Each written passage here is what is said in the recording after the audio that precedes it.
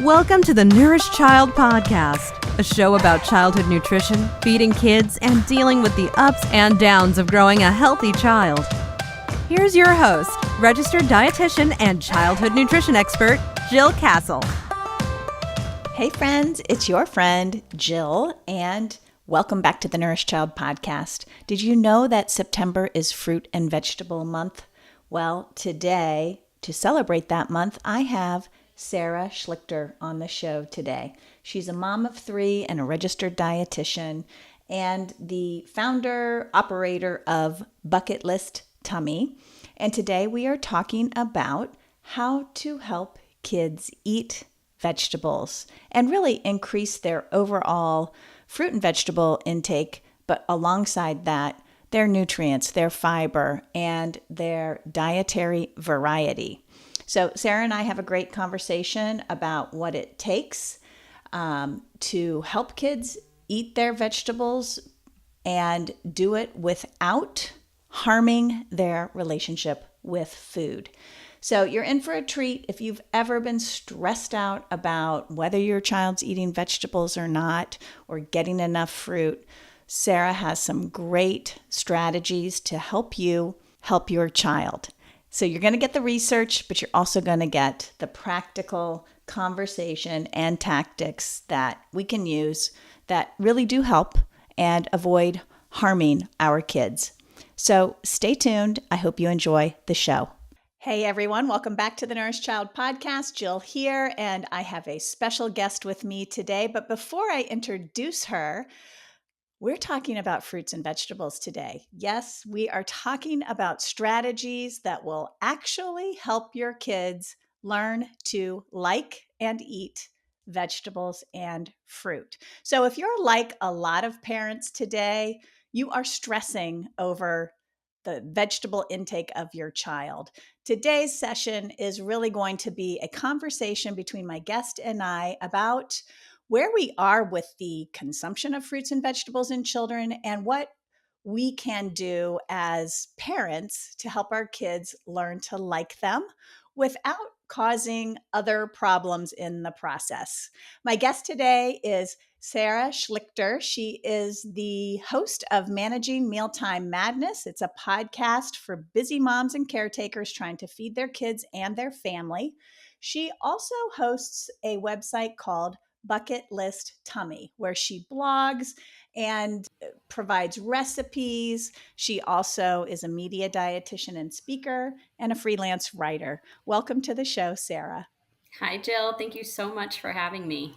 It's so fun to have you here because I know you for as a guest on your own podcast, but also as a professional colleague. We are oftentimes at meetings together, and it's been a lot of fun to watch you grow in your career and raise your kids. So one of the things I think my listeners will really appreciate today are some of these tried and true strategies that you've probably used with your own kids. I will sort of recap some of the things that I did, and hopefully by the end of the show, we'll be able to tell and share with everyone some new things that might be things that they'd never heard of before. So, but before we get started, tell us what a day in the life of Bucketlist Tummy and Sarah looks like. Yes. So we are recording here in mid-July. So we're in the summer. And I like to say the summer in our podcast, Jill, that we did on my podcast, we talked a lot about the importance of rhythm and structure. And I like to say summer, we're a little out of our normal rhythm. Some days kids are at camp. Some days it's half days. Some days they're here all day. So my work schedule is more so pockets of time here and there, and then feeding kids. That kind of just happens throughout the day. Yeah. 3 times a day plus all of the snacks. But I'm really trying to be present. We started a garden this year, so it's really fun to kind of every morning go out and check on the produce options, water the plants. The kids are really finding a lot of joy in that. And there's a lot of teaching that comes with that I'm enjoying. Mm-hmm. And we're doing a lot of crafts. We're getting outside. We're going to museums. So just living the life with 3 littles. I have a 7-year-old, an almost 5-year-old, and a 2.5-year-old. So yeah, we're not sitting much. We're keeping active. I think that's right there a great nugget for parents to hear. Keeping busy through the summer is something that maybe some parents are like, oh, I wish I had a break. But it seems like the wheels can come off the bus if you don't have a schedule, if you don't have busyness, if you don't have a structure. Is that something that you find as well? Absolutely, especially when it comes to the feeding part. If we don't have our routine, breakfast could be just grazing, which leads into a snack and another snack. And before I know it, it's lunchtime, but we've just had snacks and they're not hungry for lunch. So, to your point, I do find, trying to have some rhythm, kids do well with predictability and structure. So, as the parent, whenever I can create that around meals, and mostly it's serving them at a consistent time and according to the division of responsibility, picking what is offered and then the kids choosing what they will eat. But having that as a consistent thing, I think everyone's in a better mood, myself included. The kids are getting full on meals and not just grazing on snacks throughout the day. So that leads to better outcomes overall. So trying to, in the summer months when schedules are a little bit different, trying to stick to, or even if it changes from the school year, just trying to find what works for your family.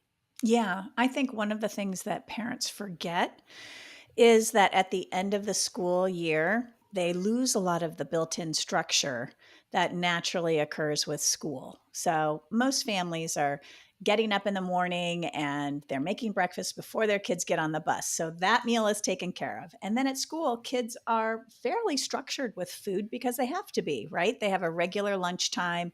They might have a snack in the morning. They come home, oftentimes are hungry for a snack. So mom or dad who are at home are sort of, taking care of that. And then dinner happens at a regular time. School year is much more easier, I think, with food and feeding. In the summer, if you don't have a structure, what happens aside from snacking? What sort of things do you see happening with the families that you work with or with your own family? Meltdowns. I see many more meltdowns. And I think part of this could be, related to the snacking, but just more of a result. They're not getting that nutrition in one setting. So blood sugar is getting a little wonky, energy levels. They're kind of going off my levels, my energy. And if they don't know what to expect from me, that's a lot harder for them. So I think the meltdowns are one thing, lack of communication or just more frustration on both ends. Yeah. And it's just honestly without some sort of structure, it's, the laissez faire. It can be a little bit more frustrating at home. Now, I will say on the go, I think, being open to flexibility is helpful, but Mm-hmm. you can still take that structure with you. So, for example, I know a lot of families have kids in swim, doing swim team, and a lot of people might bring their lunch boxes to the pool, which is a great way to do that. If you're going to be there, you don't want to skip that key meal and just give them snacks. So Mm-hmm. I think preparation is kind of what's behind one of the solutions to all of this. If you can get in the habit of preparing the night before, even if you're not sending your kids on the bus, just thinking through, okay, we'll eat breakfast at home, but we'll be at practice, or we have gymnastics in the lunch hour. So I need to make sure I'm packing something for the kids so they know when and what to expect. Yeah. Yeah. Preparation is so key. Thinking ahead, I often say to the private clients that I work with is your goal is to be one step ahead of your kids. Because if you're not one step ahead, all of a sudden they're a step ahead of you. And they're in the pantry helping themselves. They're in the refrigerator. They're snacking when you don't know they're snacking. And, I think parent leadership is a theme that I talk a lot about with my families, whether it's structure, rhythm, other routines around sleep, what have you. But let's focus on like parent leadership around fruits and vegetables, because a lot of parents, when they come to me anyways, they are, one of the concerns is my child isn't eating enough vegetables in particular, and some of them not enough fruits and vegetables, but they are definitely, very worried about how to get their child to eat more vegetables. So we are going to get into that with some clear strategies for the listeners here. But before we do, help us understand, where we are or where our children when it comes to consuming fruits and vegetables today. Yes. And this is such an important conversation to have. And if people aren't aware, we do have the dietary guidelines, which come out every 5 years. So we're looking into 2025 and 2030, looking ahead. But we do have statistics about what kids are eating. And as we know, kind of just as Jill preaches in all of her episodes, the foundation we lay in childhood can really make a difference moving forward, not only in health, but eating habits. So I think it is really important to have this discussion and bring some awareness. So according to the research, on the overall scale, kids are falling short on nutrients, specifically veggies, but also whole grains. So the intake of whole grains is low. Refined grains is higher, but the whole grains that we want to promote with the fiber is lower. And something that I found interesting in looking through the data is that as kids move into older age groups, their healthy eating index actually goes down. So the diet worsens if we're looking at, the diet from a 2 to 4 year old, which is probably when most parents are starting to think, oh, I have a picky eater. But the healthy eating index is actually lower as they get into the teenage years. So all that to say, it's so important that we, quote unquote, intervene or try to introduce these habits now.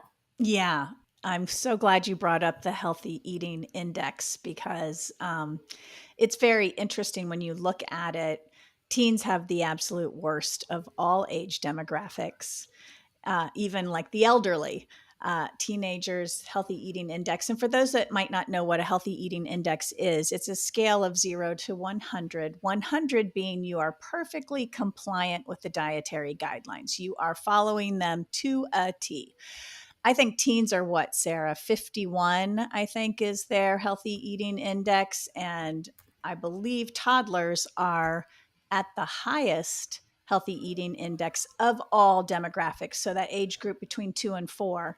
And what are they? Are they like 58 or something? You're very close. Yeah, they're at 61. And then that 5 to 8 age group goes down to 55. And then, as you mentioned, the teenagers just go down further. Yeah. So we do look at these eating patterns as a way as a nation to gauge how we're doing. Like how in public health, how is the public doing with their eating? And so we use these tools like Healthy Eating Index. So I'm really glad that you brought that up. When it comes to fruits and vegetables specifically, how are kids doing? Like, what are you seeing from the research? What is sort of your research telling you? And then practically, like anecdotally, what are you seeing amongst families? I think it's pretty common that, among fruits and vegetables, fruits are more easily accepted and tolerated. And probably that's due to their innate sweetness that humans like, especially young humans. So, that 2 to 4 age group, they're meeting their fruit recommendations, which is a cup a day. So they're not having a problem with that. They're a little short of the veggies, but they're eating them. It's when we get to the 5 to 8 age group, they're falling a little bit short of even the fruit intake and of course the veggies. And then 9 to 13 and up, they're doing worse. Of course their recommendations are a little bit higher than toddlers, which is about a cup a day, but still I think it goes to say, I mean, there's a lot of reasons why we may not be meeting these, ranging from access, cost, accessibility, our parents even serving them. And we can certainly go into that as well. But the fact of the matter is fruits and veggies are full of nutrition. And there are many ways that we can be serving them outside of the standard, here's a raw carrot, good luck, enjoy it. Yeah. And with kids, I think we do want to be a little creative because we don't want to just preach food is nutrition because it's fun and it's cultural and it's memories and all of that too. So I think when we can tie those parts into offering food to kids, especially, we can really set that foundation and going back to our holding the boundaries and rhythm, set that predictability, offering those fruits and veggies consistently. Yeah. So you sparked two questions in my head. One is, can we make it pretty simple for parents in terms of how much fruit and how much vegetables toddlers and young children should be eating each day? You said a cup for toddlers of fruit, and I think you said a cup of vegetables for toddlers for the day. That seems relatively easy to achieve. It does it does. And then you have the kids who maybe are, yucky, that's yucky. Or you have parents who maybe feel frustrated that, well, they're not going to eat this anyway, so why should I serve it? But when you're looking at the cup equivalent, I mean, we can even just look at servings. If we're serving our kids at least one fruit or vegetable each day, and I like to just tell parents, just serve it at every meal. Yeah. We want to get into the routine of always having that fruit or vegetable. Of course, we're going to have other options too. But, if we're serving a half cup of blueberries at breakfast, we're already halfway to our fruit intake. So we could throw the other a half of a banana in a smoothie and have that for a snack. There we go.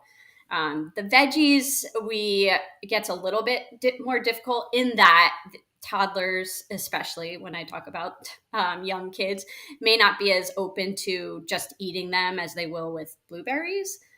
But there are a lot of creative ways we can do so, and we can normalize it and show them that we're eating them, to kind of help that trust in the process. But same thing, a cup of veggies, it could look like just serving a couple diced cucumbers with their lunch, and maybe having some peas at dinner. And if we are doing that smoothie, let's try to add some spinach or something like that. And for the older child, the 5 to 8-year-old who has been falling behind, what are we talking about in terms of total amount for the day of fruit and total amount of the day for vegetables?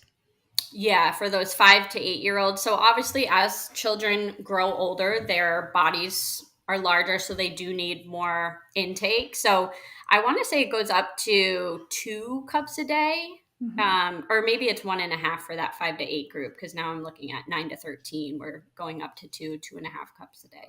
Yeah. So again, we're talking, I think, maybe 3 cups total between fruits and vegetables for the 5 to 8-year-old. And if you think about a cup, because a lot of times I'll talk to families of these older kids, and I'll just say, just do a cup. Every time you serve, do a cup. But like a medium banana is a cup. 6 strawberries is a cup. A small apple, is a cup. So it's, I think sometimes there's this disconnect of, oh my God, a cup seems like it's so much, but it's not really that much, especially if you're offering it at every meal and potentially at snack time too. It can really add up. And so I think that's part of the message here is that, you don't have to serve 2 big vegetable helpings at dinner to match your needs for the day. These are things that can be offered frequently throughout the day, and it's how they accumulate over time, over that day, that gets you to that mark, which I think, for us who work in the field of nutrition, that seems so obvious and so simple, but it doesn't necessarily feel obvious and simple for families who are out there trying to, make sure their kids get enough to eat during the day. Exactly. And I would actually, you mentioned, serving a cup at dinner. I would actually urge parents not to do that, because that may feel intimidating. That might feel like too much food, or especially if your toddler or, 5 to 8-year-old isn't used to eating that many vegetables at once, you're probably going to get some kickback. So to your point, you can even look at your fist. You said, we have a banana, an apple. I mean, if we're just, rather than thinking about stressing, we have to fill this cup, offer smaller amounts more often, especially for little people. It's less intimidating. They're going to trust the process more. And if they want more, they'll tell you, they'll ask for more. Yeah, great advice. The other question that got sparked in my head was this concept of familiarity. And that leads me to think about exposure. Can you speak to that a little bit for listeners out there who are looking to, they want to get to these levels and they want their kids to like the vegetables that they're consuming? Where does this idea of exposure and familiarity come into play? Yes, this is such a great question. And I think it does come more so in with vegetables, so we can try to tackle it that way. But when you think about being a child, you think about comfort and familiarity. So if you're offered oatmeal every day for breakfast, that's a safe food for you. You know you like it. If it's served, you're going to eat it. If one day you're offered, let's say, like a burrito and you've never had that before, it's natural to feel a little curious. Like, what's mom giving me today? I've never had that. I don't know. I'm not comfortable. It's not a safe food. I've never even seen that. So it might take a couple times for them to say, oh, maybe the next day or the next week, we're offering that burrito again. And mom gave this to me last week. It looks familiar. And I remember her saying, the sausage in there was one we picked out at the grocery store together.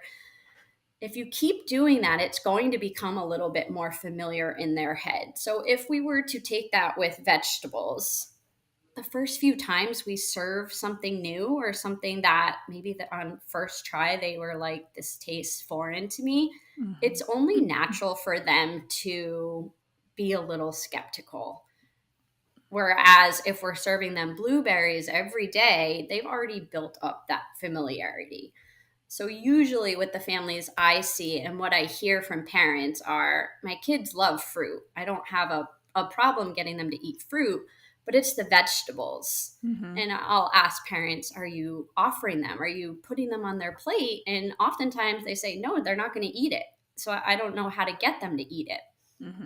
So when we talk about this idea of exposure, it really is, there's research behind how many times it can take to get them to even try it. I mean, even if you're putting it on their plate and they're not trying it, they're seeing carrots on their plate. They are being exposed to it, and hopefully they're seeing you eat those carrots too.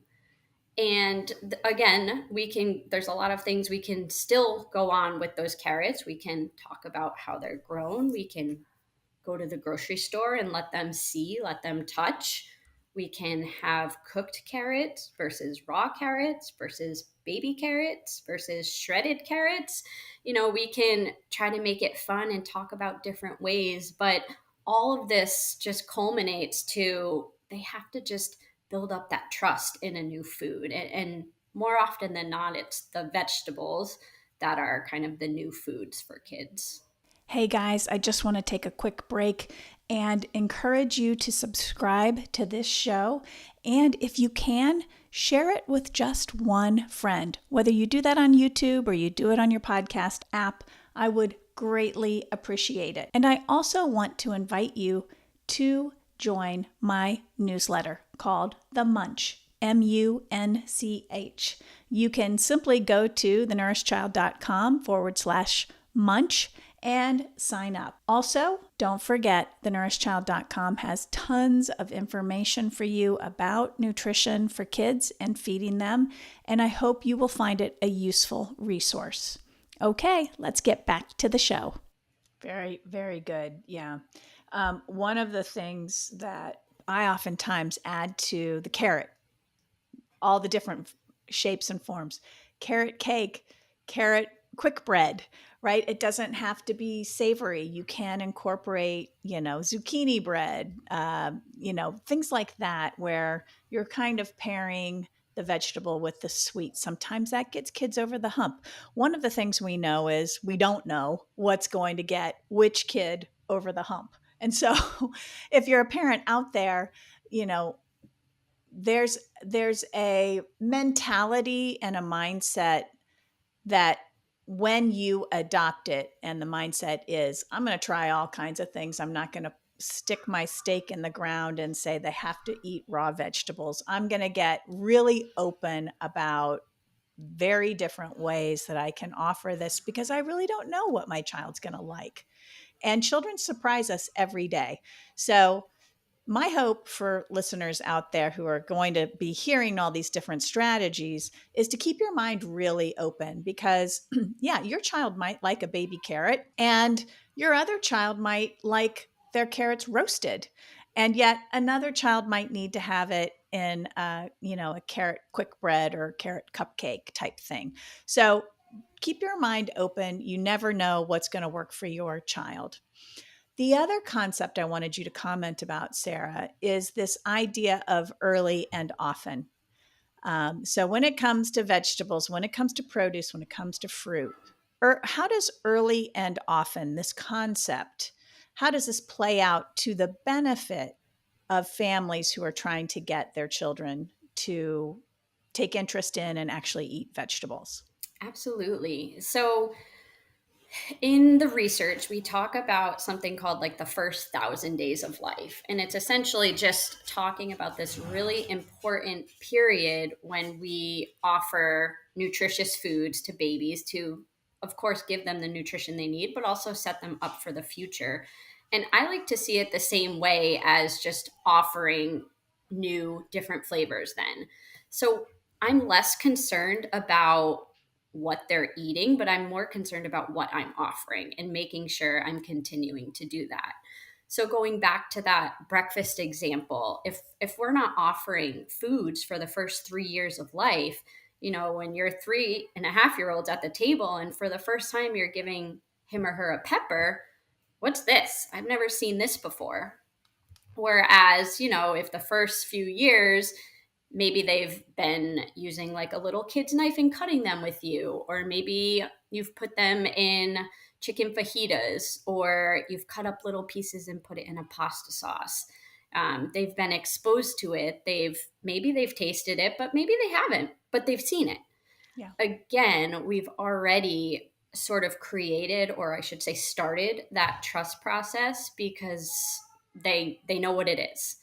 And eventually, when kids get curious, which is kind of the impetus of what I like to do, I like to just spark curiosity through food. So when they get curious, they will taste it. And even if they don't quote unquote like it yet, they're tasting it. And we're starting that process. So the earlier we can do that, the better, the more curious eaters we're developing in the process.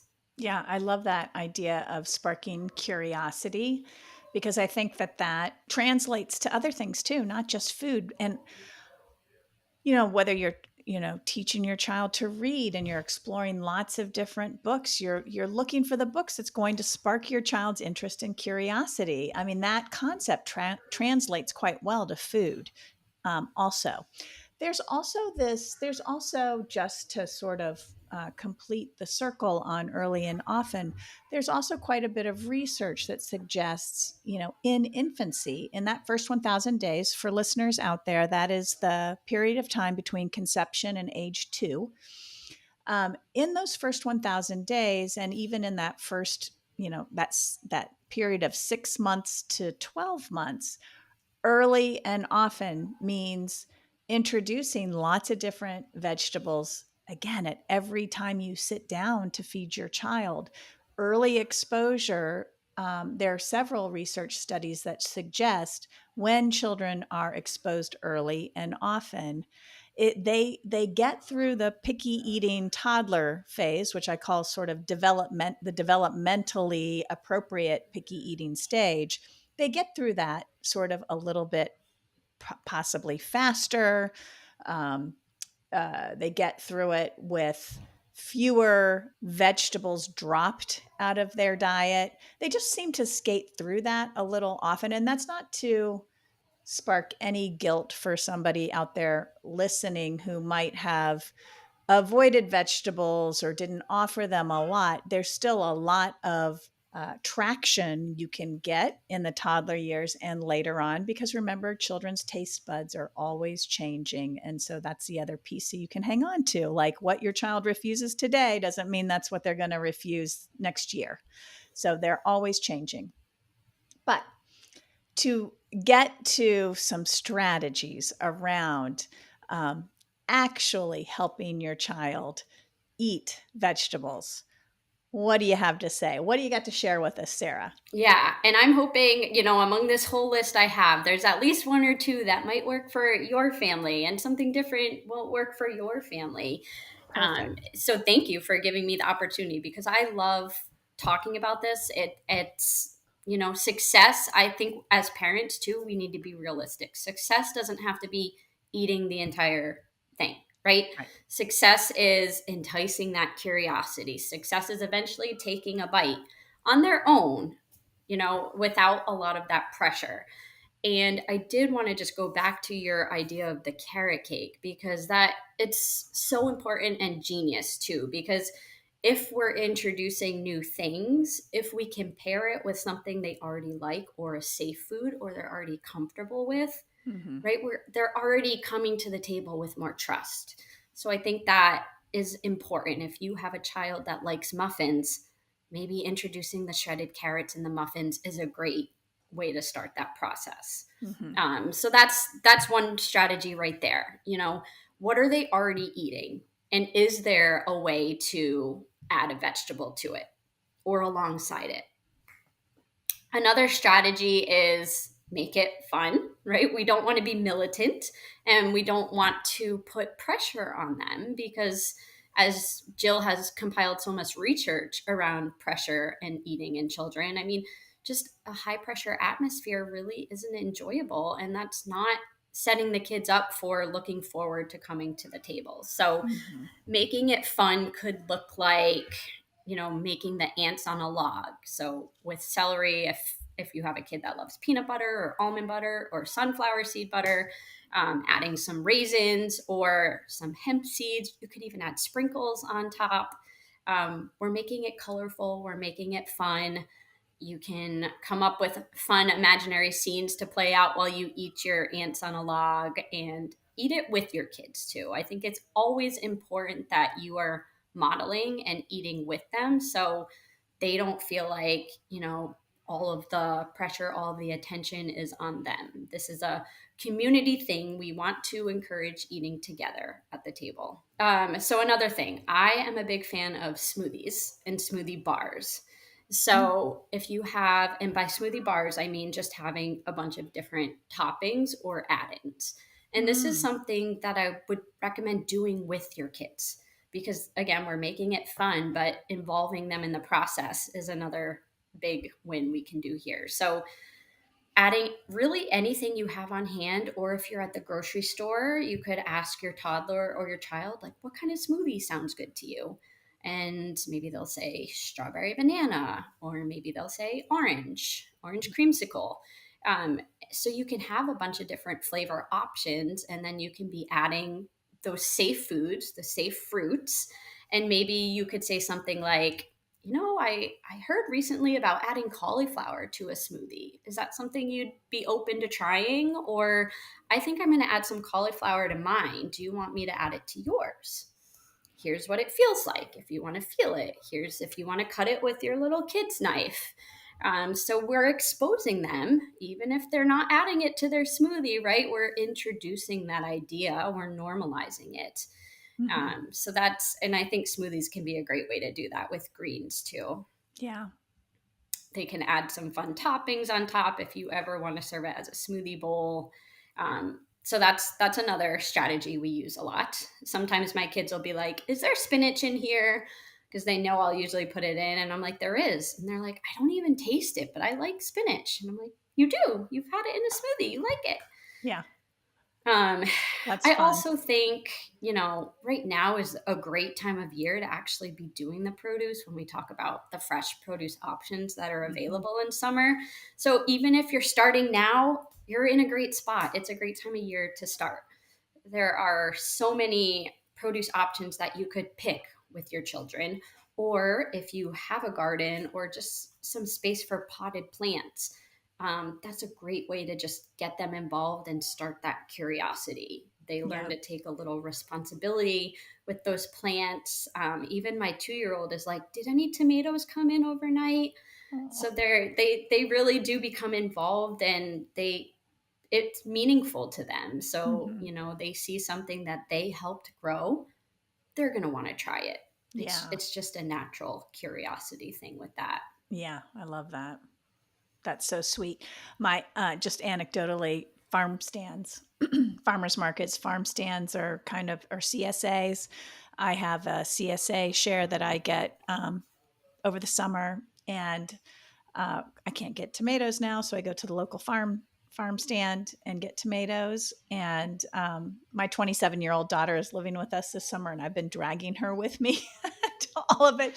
And obviously you're starting young, and I did this when my kids were young too. But even like bringing along your adult child with you. We're going to the farm stand. We're going to go pick up the CSA, and at the CSA, you get to choose what you want. And so I let her choose. What are we making this week? We get 5 shares. What do you want to choose? So, sometimes parenting or leadership with food is allowing the child to take the lead, and not always being the person who is in charge and in control. And so I love all those ideas. I love the gardening part of it, and just every day the responsibility of caring for plants translates to the responsibility of caring for animals, and caring for other humans, and caring for our planet. So one of the things I hope parents and individuals who are listening to this is, so many things that we do with food in children early on translate to other areas of our lives, and translate to other qualities and characteristics we want to build in our children. Empathy, responsibility, good citizenship. These are, we can translate what we do with food to bigger things, and we can take what we're doing on the bigger things. I want you to be responsible for your bedroom. We can take that and translate it to, I want you to be responsible for helping clean up after meals, or helping prepare meals, or helping set the table. So there's a lot of translatability. I think I'm making that word up, but in these efforts that serve children beyond just taking a bite of green beans. Totally agree. And while you were speaking, I was just thinking too, your example of bringing your daughter to the farmer's market, it's an experience and a memory too. So all of these opportunities are maybe things your kids will take with them as they get older. And all of these little experiences do build upon each other, like you're saying, to, lead up to some lessons or things that will transfer over to chores and schoolwork, and even just empathy and things going forward. So yeah, I would urge parents, rather than stressing about the mess they're making in the kitchen with you, to them, this is a fun experience. To them, they might remember it. And even if the end product is not eating the pizza that they added peppers and shredded zucchini to, they were involved in that process, and they have a core memory from it. And it could lead to, of course, future exposures with peppers and zucchini, but it also could lead to other things for them to take the lead with down the road. Yeah. Yeah. Somebody said to me a long time ago, and I don't remember who it was, but it was something along the lines of, if you make food a big deal, food will become a big deal in your family. And I think when you said, if you're stressing about the mess, I was thinking, if you make the mess the big deal, then you'll never get over the hump of exploration, curiosity, trying lots of different things. And so embrace the mess. There's a greater thing you're going after, right? And that's sparking your child's curiosity, and exposing them to lots of different foods, and the enjoyment that comes with that. Any other tips off the top of your head? And if not, I would love to know what your parting message for parents would be around helping them get their kids to eat vegetables. Yes. One final tip that I really love is doing like a snack plate type meal snack. You can do it in a muffin tin, which is what we do oftentimes. You have essentially you're giving kids lots of options, but it allows you as a parent, you can be strategic. You can, of course, offer protein rich options with string cheese or jerky or deli meat or yogurt. And you can offer safe fruits and veggies that they might already eat, whether it's berries or watermelon. But you can also, this is a great chance to offer something new, because when you're serving things like that, it's natural for them to have that curiosity. I wonder what that tastes like, because I love all of these snacks that moms put out for me.